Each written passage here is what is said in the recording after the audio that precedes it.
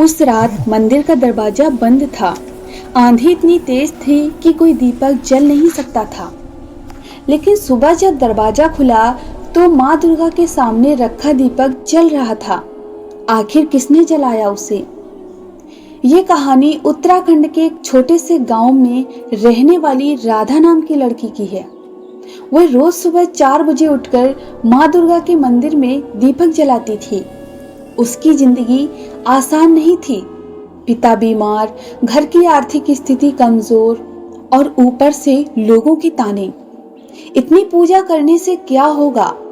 लेकिन राधा का विश्वास अडिग था।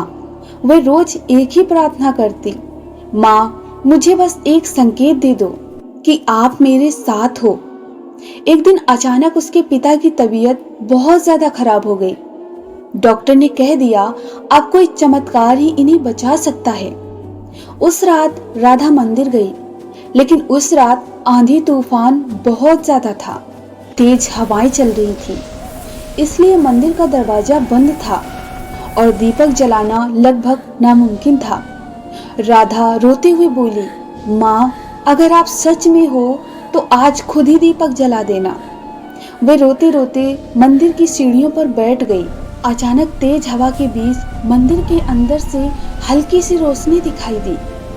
पहले उसे लगा शायद बिजली की चमक है, लेकिन रोशनी स्थिर थी और धीरे धीरे बढ़ती जा रही थी।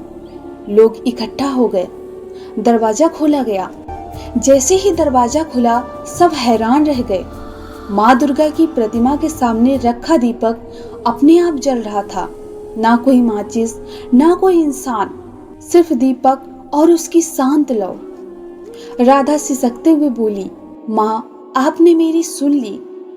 सुबह डॉक्टर ने आश्चर्य से कहा, राधा तुम्हारे पिता की हालत अचानक कैसे सुधर गई? रात में तो उम्मीद नहीं थी। राधा समझ चुकी थी, माँ ने दीपक नहीं उसके घर की किस्मत जला दी थी। उस दिन के बाद मंदिर में रोज शाम को बिना हवा के दीपक की लौ हल्की सी कांपती रहती थी।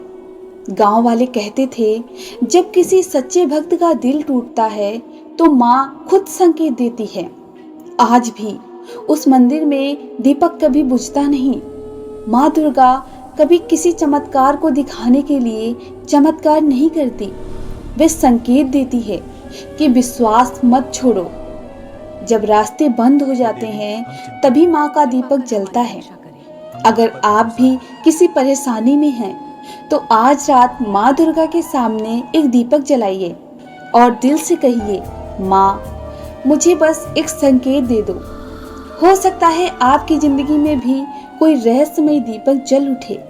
तो कमेंट में जय माँ दुर्गा लिखना ना भूलें। और अगर आपको कभी कोई माँ का संकेत महसूस हुआ है तो कमेंट बॉक्स में ज़रूर बताएं।